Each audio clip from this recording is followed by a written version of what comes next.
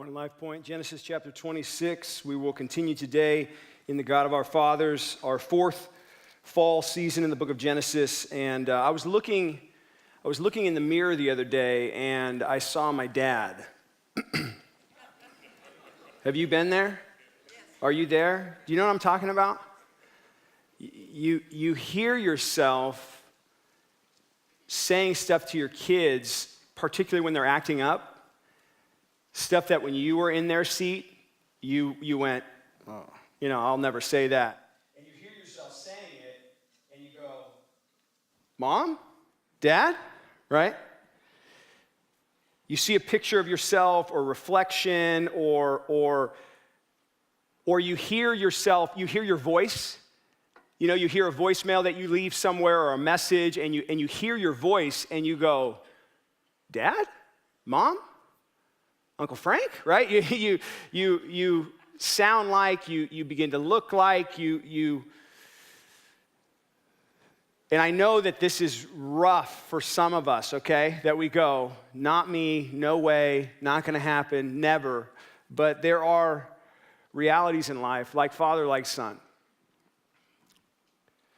I'm sorry to break this to you on a nice day like today, but it is true. It has always been true. For all people everywhere, some things just are. You can look at old photo albums or family movies or pull the memory box out of the garage to prove that this is true. Or you can turn to Genesis chapter 26 and look at our narrative today. We're going to dive right in here, and we pick it up at verse 1. Now there was a famine in the land, besides the former famine that was in the days of Abraham. And Isaac went to Gerar to Abimelech, the king of the Philistines, and the Lord appeared to him and said, Do not go down to Egypt, dwell in the land of which I shall tell you. Sojourn in this land, and I will be with you and will bless you. For to you and your offspring I will give all these lands. I will establish the oath that I swore to Abraham your father. I will multiply your offspring as the stars of the heaven, and will give to your offspring all these lands. And in your offspring, all the nations of the earth shall be blessed. Catch this. Because Abraham obeyed my voice and kept my charge, my commandments, my statutes, and my laws. So Isaac settled in Gerar. When the men of the place asked him about his wife, he said, She is my sister. For he feared to say, my wife, thinking lest the men of the place should kill me because of Rebekah, because she was attractive in appearance. When he had been there a long time, Abimelech, king of the Philistines, looked out of a window and saw Isaac laughing with Rebekah, his wife. So Abimelech called Isaac and said, Behold, she is your wife. How then could you say, She is my sister? Isaac said to him, Because I thought, lest I die because of her. Abimelech said, What is this you have done to us? One of the people might easily have lain with your wife, and you would have brought guilt upon us. So Abimelech warned all the people, saying, Whoever touches this man or his wife surely shall be put to death. Like father, like son. The apple doesn't fall far from the tree, but thankfully, neither does the Lord's faithfulness. Now, we get 12 chapters in the book of Genesis on really focused on the life of Abraham. Again, God and his covenant and his character is the theme of not only Genesis, but of the whole Bible. And yet, when you look at the human characters, if you want to take the protagonists of the story from a human standpoint, you get Abraham for Genesis 12 really through up to Genesis 24. You get about 12 chapters focused on the life of Abraham. The book begins to pivot to his offspring, to his sons. You get a lot on Jacob, Abraham's grandson. Then you get a lot on Joseph, Abraham's great-grandson. The guy you get the least amount of territory on in the book of Genesis among the patriarchs is our friend here, Isaac. In fact, what you spend 12 chapters in real time, 30 to 40 years on the life of Abraham, you get all in chapter 26 on Isaac.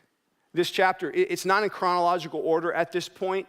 We know that because he arrives in the land of the Philistines, and he's able to say, this lady here, Rebekah, she is my sister. Chapter 25 ended with them having boys, twin boys. You arrive there with your wife and your kids, a little harder to, go, she's my sister, we found these kids. I don't even know who those kids are, right? So we know that this is a little bit out of chronological order most likely, but the reason is because the narrator's trying to zoom out right here and give us really a lifespan of Isaac, paralleling the whole 12 chapters and the 30 plus years of territory that we already saw in the life of Abraham. We're getting that all in one chapter, right? Today. And so the point here is that Isaac is just like his father, like son.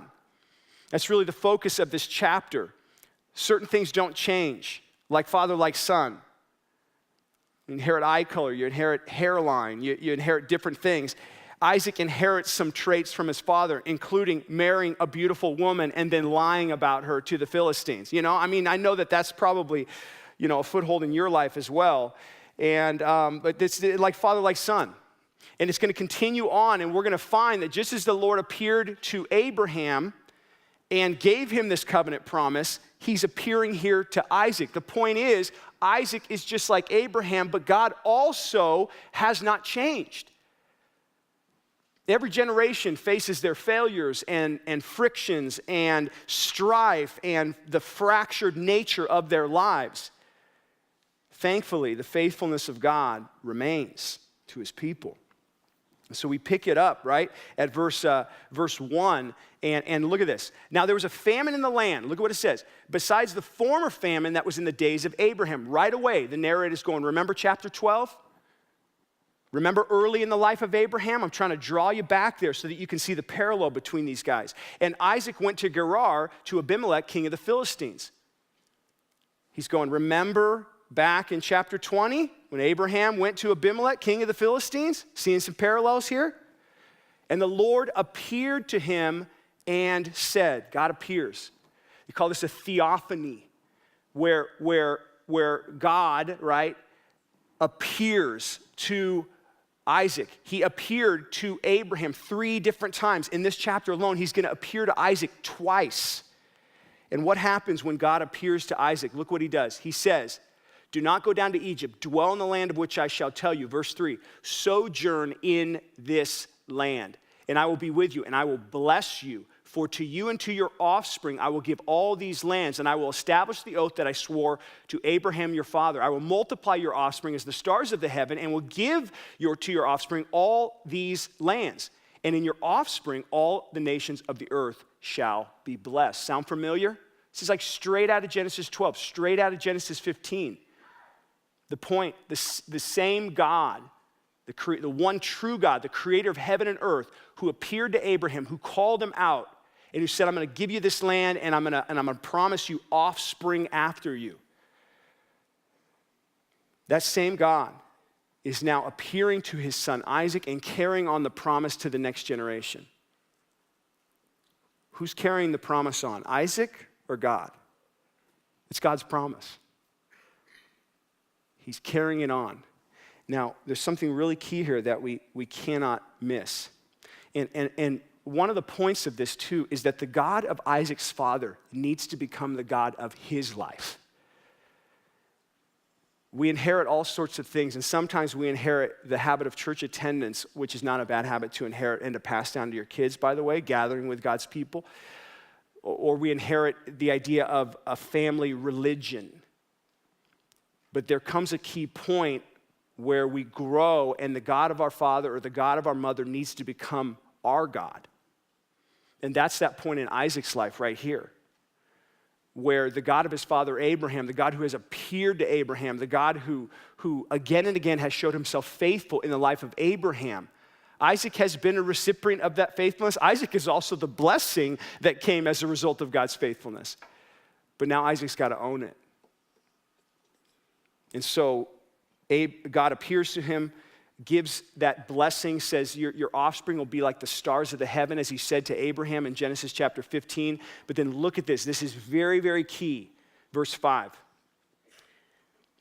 He makes this whole promise, gives this covenant, repeats the words that he gave to his father, and then he says this. Why is God doing this? Because because Abraham obeyed my voice and kept my charge, my commandments, my statutes, and my laws. Abraham's faithful response to God put his children, his child Isaac, and the children that he would bear in the path of blessing. So Abraham responds, God calls and chooses Abraham by his grace and reveals himself to Abraham. But Abraham responds in faith. And that response of faith, look at that word, because. This blessing of God, this path of the promise is coming to the next generation. And when God is giving this promise in a conditional way here, it'll come unconditional later in the passage, but in a conditional way, when he's giving it to Isaac, he says, because Abraham obeyed my commandments, my statutes, my laws.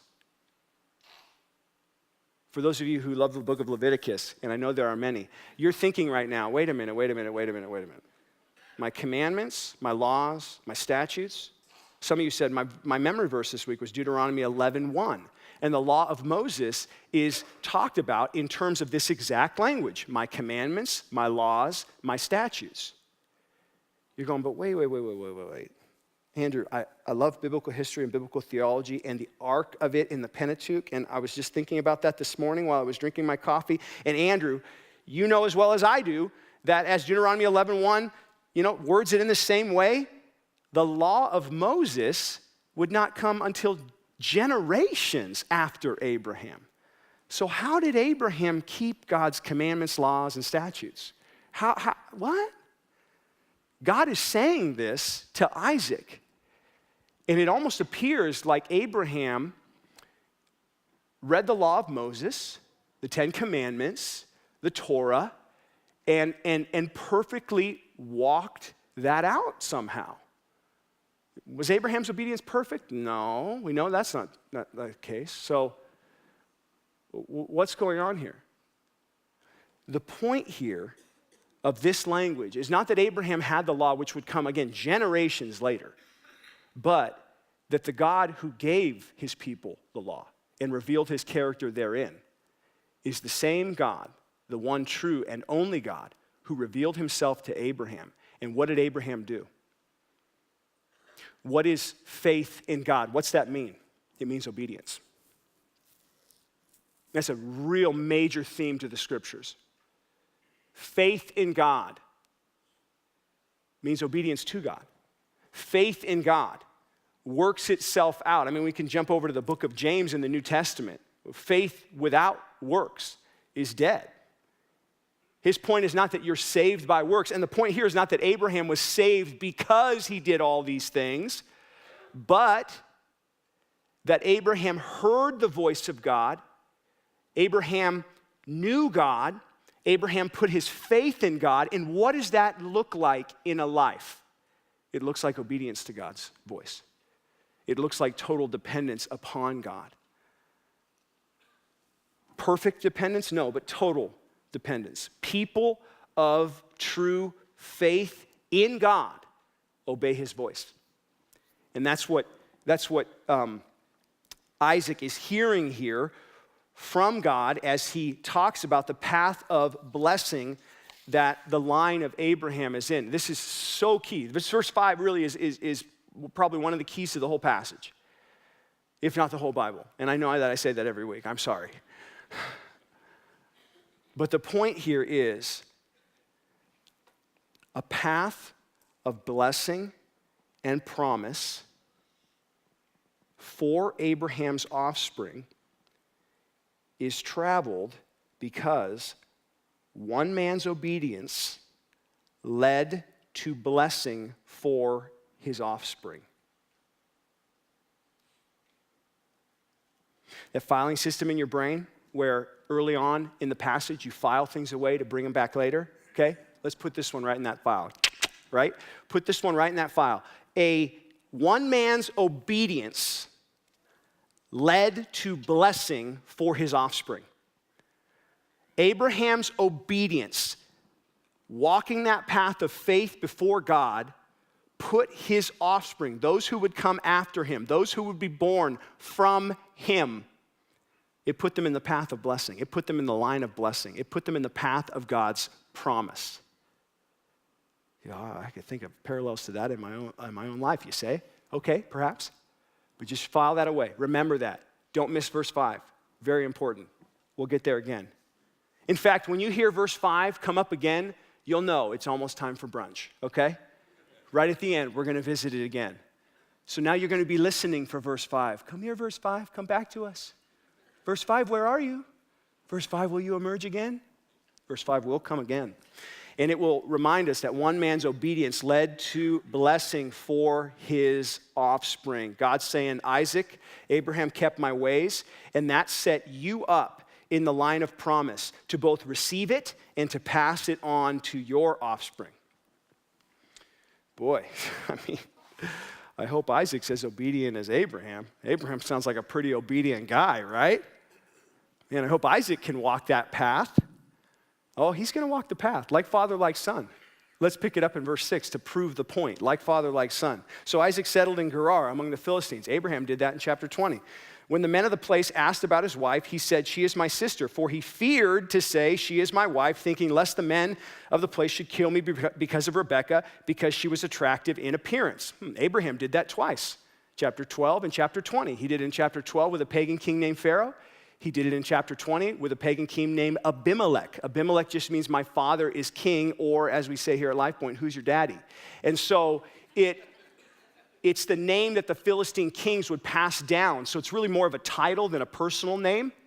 And so in Genesis chapter 20, when Abraham did this, it was most likely the father of this Abimelech. It was another Abimelech, Abimelech the second, and this is Abimelech the third, let's say, okay? And so the apple doesn't fall far from the tree. Right after God reveals himself, as he did to Abraham at the very beginning of Abraham's narrative in Genesis 12, what did Abraham do right after God revealed himself and said the same language? I'm going to bless you. You're going to have offspring. What did he do? He went, and before a pagan king, he feared. He disbelieved God. The family of promise, right out of the gate, trips. First step of faith for Isaac on his own two faithful feet, and he stubs his toe. Sounds like me, right? Sounds like a script that we're all too familiar with, right? He stubs his toe right out of the gate. But again, what happens? God guards him. God's faithful to him. And we find out as we read on that Abimelech, let's pick it up, verse 8. When he had been there a long time, so we don't know, this could be years, Abimelech, king of the Philistines, looked out of a window and saw Isaac laughing with Rebekah, his wife. That word laughing is such a benign translation of the Hebrew term here in verse 8. Laughing, he's like, they got to be married. No, not really. This is a flirtatious thing. Some of your translations might say fondling, right? This is like husband and wife laughing, okay? And so he sees this thing, and Abimelech goes, I had a feeling they weren't brother and sister, right? Or like, interesting family. But no, he goes, okay, no, my suspicion here, right? This is man and wife. And then Abimelech comes to him and says, what are you doing, right? And Isaac says, I was afraid. Again, it's different lyrics, same tune. We've heard this song before. This is the third time we've heard this song. Abraham did it twice. Isaac did it here. Point, failure, stubbing his toe right out of the gate, the promise of God still ringing in his ears. Isaac fears. New human failures meet the same divine faithfulness. New human failures. Isaac's failures, though they're similar to Abraham's, they're his own failures. New human failures, same divine faithfulness. That's what we get through our first scene here. Same broken people, same faithful God. The story continues. You venture to guess how God responds to Isaac's failures? Look at verse 12. And Isaac sowed in that land and reaped in the same year 100-fold. There was just a famine. And so now, apparently this famine has ended, and Isaac sows seed in the land, and he reaps 100-fold in the land of the Philistines. The Lord blessed him, and the man became rich and gained more and more until he became very wealthy. He had possessions of flocks and herds and many servants, so that the Philistines envied him. This is verse 15. Now the Philistines had stopped and filled with earth all the wells that his father's servants had dug in the days of Abraham his father. And Abimelech said to Isaac, "Go away from us, for you are much mightier than we." So Isaac departed from there and encamped in the valley of Gerar and settled there. And Isaac dug again the wells of water that had been dug in the days of Abraham his father. And then we hear for the second time, look, which the Philistines had stopped after the death of Abraham. And he gave them the names that his father had given them. Isaac's redigging these wells that the Philistines had stopped up. We've now seen that twice. Verse 19. But when Isaac's servants dug in the valley and found there a well of spring water, the herdsmen of Gerar, the Philistines, quarreled with Isaac's herdmen, saying, "The water is ours." So he called the name of the well Esek, because they contended with him. It means contention. Verse 21. Then they dug another well, and they quarreled over that also. So he called its name Sitnah. Sitnah means enmity. And he moved from there and dug another well, and they did not quarrel over it, because he was far enough away, apparently. So he called its name Rehoboth, saying, "For the Lord has now made room for us, and we shall be fruitful in the land." Rehoboth means space or roominess.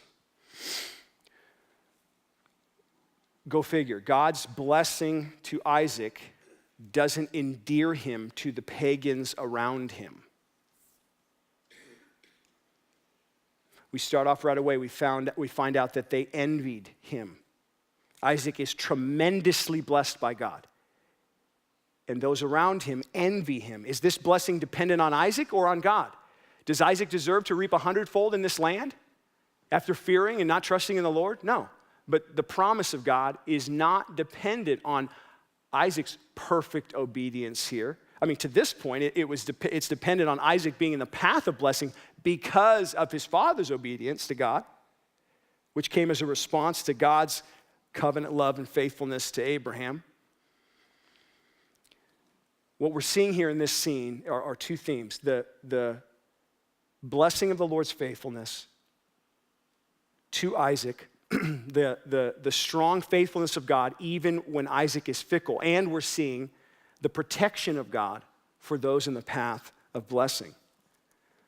Friends, the blessing of God does not negate the strife in this world. There is friction at every turn here. This is a land of promise breakers here. Why do I say that? Because we see twice in this passage, and anytime you're reading in the Old Testament, Hebrew narrative is notorious for repetition. And when you read repetition, it's not because the author was writing and then goes, "I don't know if I said that yet, let me write it again, let me write it again." The point when you hear repetition is it's supposed to stand out like it's highlighted on the page. And we see, it's one of the devices they use, literary devices for the Hebrews. We see here twice, the Philistines were stopping up these wells that were dug in the time of Abraham. And I know you were, again, like you were studying Leviticus this morning, you were probably thinking Genesis chapter 21, what we saw last fall. In Genesis 21, what happened? Abimelech comes to Abraham, and he says, "You're really mighty in this land. Can we make a covenant? Please, we're going to be kind toward you." This is Abimelech to Abraham. "We're going to be kind toward you, and we're going to be kind toward your offspring." Our descendants and your descendants, they're going to be buddies. They're going to hang out. They're going to be friends. So can we make a covenant? And then Abraham responds, and we see in that passage, this is late in Genesis chapter 21, that Abraham kind of calls Abimelech on this whole well thing. This is an agrarian economy. This is an agrarian society. So wells are cash money. If your servants dig a well, they don't call in the big, well digging company that brings the tractors and everything, and they dig a well and they go, "We got water. Okay, let's set up the pump." They're digging these wells, obviously by hand, probably using some ancient tools of some sort, but it's not something that's an easy thing to do, to strike water. And when they dig wells and they strike water, that is their life source. And so Abraham and Abimelech in chapter 21, Abraham says, you say you want a covenant with me, but your servants are taking all these wells that my servants are digging. And so Abimelech says, okay, let's make an oath. And they called it the oath of the 7 lambs, where Beersheba, the name Beersheba originally comes from. And it's that area that's later the town of Beersheba, which we'll see late in our passage today. But Abimelech makes this oath that his descendants are not going to do that. And then what do we find out? 1 generation later, Isaac's back in that area, and all the wells that Abraham dug, the Philistines plugged up. So he's redigging all those wells his father had dug. And what do we find with the Philistines? They've broken their promises. This is a land of broken promises. This is a land of friction and strife. This is a land where even walking in the blessing of God, those around the people of God hate them.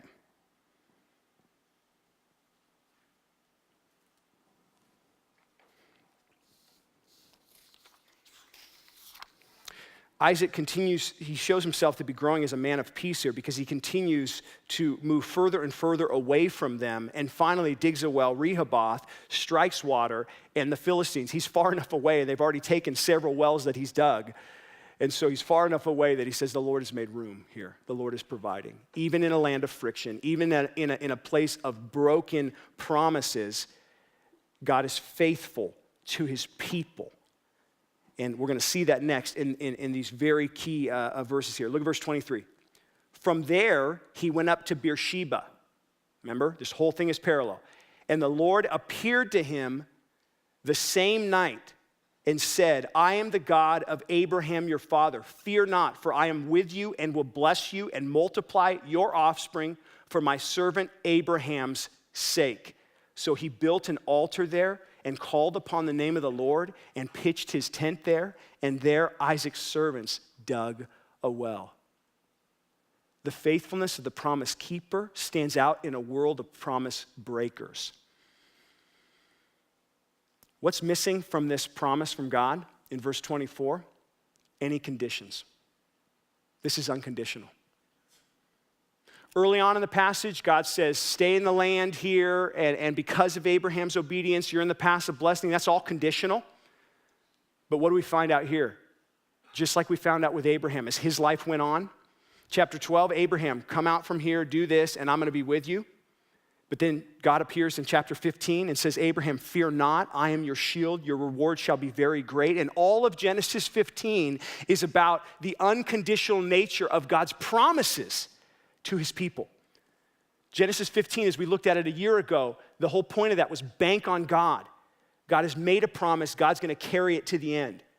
God's promise isn't dependent on our fearlessness. There's a whole movement even within the Christian world right now of be brave and be courageous and all these things.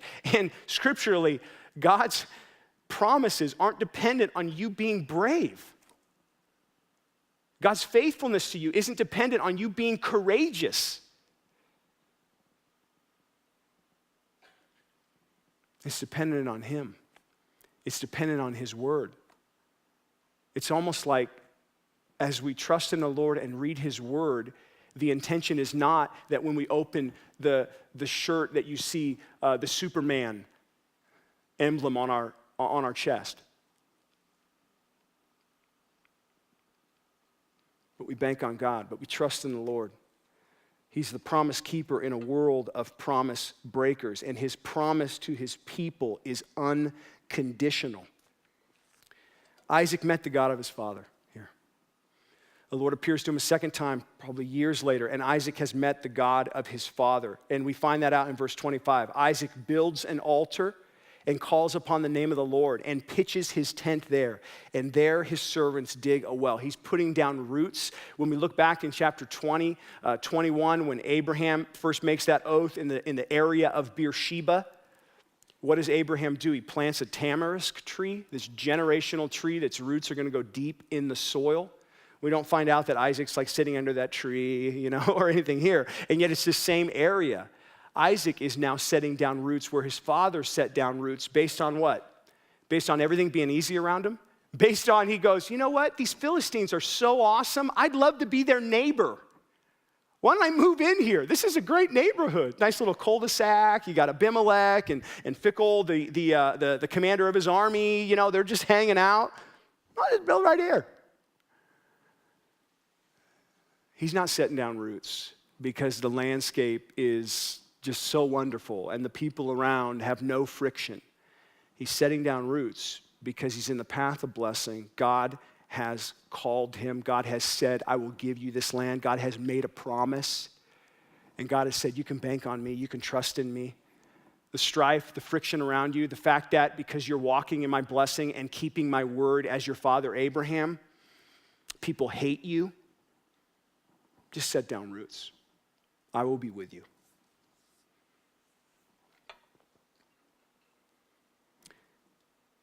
God's grace and God's blessing, the blessing of the Lord, cannot be denied. Look what happens next. This beautiful end. This is our last part of the passage. Beautiful end to this text. Look at verse 26. When Abimelech went to him from Gerar with Ahuzath, his advisor, and Phicol, the commander of his army, Isaac said to them, why have you come to me, seeing that you hate me and have sent me away from you? I love this. Let's stop right there for a minute. This is not, there's strife, there's friction. We've seen Isaac fail and stub his toe. We've seen Isaac fear. We've seen friction all around him. And now he finally sets down roots far enough away from the Philistines to where they'll leave him alone, seemingly. And then the king of the Philistines, his chief advisor, and the commander of his army come out to meet Isaac. He's going, can I get a break here? Like, can you guys just leave me alone? Right? Very, very human and real response here. Why have you come to me? Verse 27, seeing that you hate me and have sent me away from you. You're like, I said that this week to somebody. Why have you come to me? You hate me. You sent me away from you. What are you doing here? Verse 28, they said, we see plainly that the Lord has been with you. So we said, let there be a sworn pact between us, between you and us, and let us make a covenant with you, that you will do us no harm, just as we have not touched you and have done to you nothing but good, and have sent you away in peace. Right. You are now blessed of the Lord. So the blessing of the Lord is so clear in Isaac's life that even the pagans around him come to him and seek peace with him. We've done you no harm, except for stopping up the wells every single time that you dig them. Even out of the mouth of this pagan king and his advisor and the commander of his army, they say the blessing of the Lord cannot be denied. We see that the Lord is with you. Will you, basically they're saying to Isaac, will you have mercy on us and not wipe us out, not do us harm? Because when we try to mess with you, the Lord blesses you 100-fold. And so will you please give us peace? It's exactly what they said. This is exactly what the father of these guys said to Abraham a few chapters earlier, a generation before. Look at verse 30. Look what Isaac does. Well, before we look at it, what do you expect Isaac to do here? Bitterness? Yeah? What would you do? There's a few places you can dig before I will make a pact with you. You know Essek, you know Sitna, those wells over there? Those are mine. Those other wells that you stopped up, those are mine. Oh, man, you just flash back to the life of Abraham, chapter 13, chapter 14. The king of Sodom stands there before Abraham. And after Abraham goes and defeats these many tribe leaders and armies that had taken Lot captive, Abraham defeats them, brings Lot back, settles him, even though Lot had kind of stabbed Abraham in the back earlier. Abraham does that. And then the king of Sodom comes and sees all of the stuff that the armies had brought back. And he says, hey, Abraham, why don't we divide it evenly here, right? The king of Sodom was running off from that battle with his tail between his legs, and then he shows up at the victory party, And he says, hey, can I have some of the stuff here? And I'll give you, Abraham, I'll give you some of this stuff as well. And Abraham goes, I'm not dependent on you. Take whatever. Abraham says, I'm not going to let it be said that anyone but the Lord cares for me. We see this again and again. Look at Isaac. So he made them a feast, and they ate and drank. In the morning they rose early and exchanged oaths, and Isaac sent them on their way, and they departed from him in peace. That same day Isaac's servants came and told him about the well that they had dug and said to him, we have found water. He called it Sheba. Therefore the name of the city is Beersheba to this day. Isaac responds in peace. The Lord's blessing to his people drives even their enemies to seek peace. God's favor cannot be denied. Even the pagans around Isaac will bow the knee and testify to the promise and the word of the Lord. These sources of strife in Isaac's life are confronted by the reality of God's faithfulness. And these Philistines, like all creation, past, present, and future, are forced to submit to the reality of God's word. This is the life of Isaac. This is a single chapter that testifies to his complete story and God's faithfulness in it. The promise of God carries on to the next generation. But what do we find out here? That next generation looks a lot like the first. The human people involved, they bring fear, friction, and failure to the table, like father, like son. It's as if all people everywhere are always the same. Fickle, fearful, filled with friction, and bent toward moral failure, like father, like son. Friends, we pass on more than eye color and hairline to our kids. If we see ourselves and those who come after us rightly, we know that all people everywhere are always the same, broken and in need of redemption. Thankfully, something else also never changes. Yes, all people everywhere are always the same. Thankfully, so is God.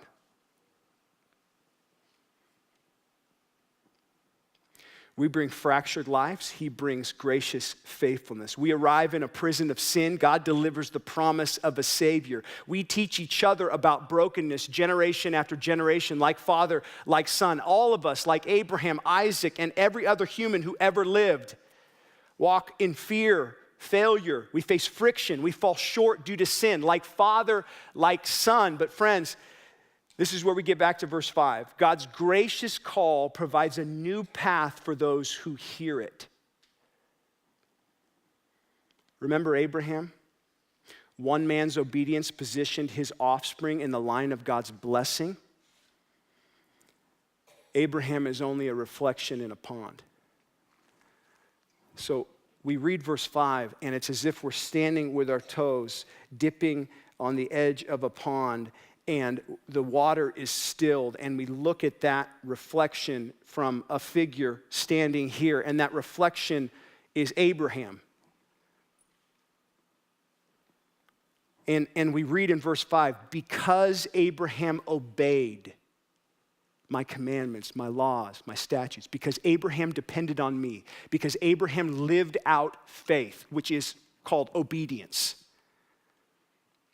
Because of that, his offspring, those who came after him, those who would be born of Abraham, because of that, they stood in the path of the promise, in the line of blessing. Stand at the edge of the pond with me. Look at Abraham. We look at that reflection. We look at that figure, that image, this portrait of this life, and we see a man who's imperfect. We see a man who's called by God, who responds in obedience to God.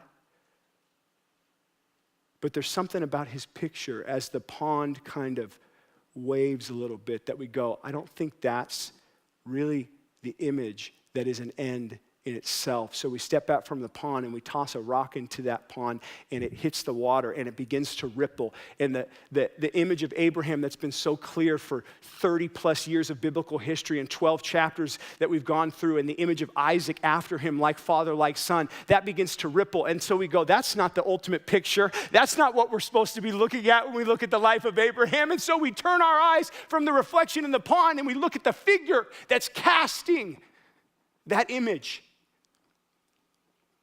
And as we look at that figure, we find out that his obedience was not imperfect, that he did not stub his toe out of the gate, and that through his obedience, all of the offspring after him, that figure, will be in the line and the path of blessing. Who are we talking about? Who's casting the Abraham shadow?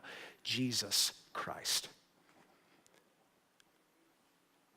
Jesus Christ, the only Son from the Father. And friends, just as God is faithful even when we are fickle, like Father, like Son. As we look at Jesus, we see one who came not to be served, but to serve, and to give his life as a ransom for many. And Paul draws us in, as we're on the edge of this pond, the Apostle Paul is standing here next to us, penning the letter to the Romans. And as that image begins to ripple, and we go, whoa, Abraham's not the ultimate. Abraham's not the one. And we look at that image. Paul helps us out in Romans chapter 5, and this is what he says. For as by one man's disobedience, the many were made sinners, so by one man's obedience, the many will be made righteous. Now the law came in to increase the trespass, but where sin increased, grace abounded all the more, so that as sin reigned in death, grace also might reign. How? How might grace reign in my life, in your life? How? Through righteousness leading to eternal life. Whose righteousness? Mine? Mine? My perfect obedience? Through Jesus Christ, our Lord. Jesus Christ, God's righteous Son, walked in absolute obedience to the Father. And this Son's obedience passes on the Father's blessing to those who come after him. Those born into the family of God receive the blessing of perfect obedience, not because of their faithfulness, but because of the faithfulness of the Father who offered his only Son as a ransom for fractured sinners. His faithfulness pays for our failure, like Father, like Son. As we turn to prayer, friends, in a world of failure, fear, and friction, all of us will face all of these things. But the good news is that a Son came from a Father to bring in blessing and favor. A promise has been given, a ransom has been paid. Grace reigns in Christ in a world of failure, fear, and friction, within us and around us, perpetuated to us and perpetuated by us. But the good news is that God has sent his Son. So where does this land with you and I? Will you trust him?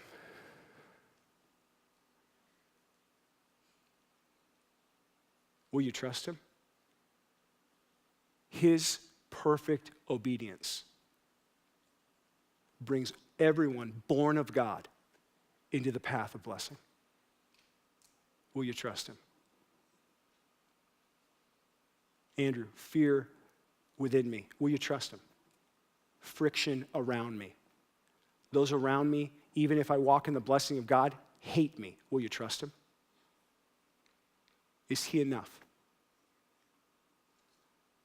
Because his promise is unconditional, and it is not based on your ability to walk completely fearless or to walk and never be fickle. It's based upon him. Will you trust him?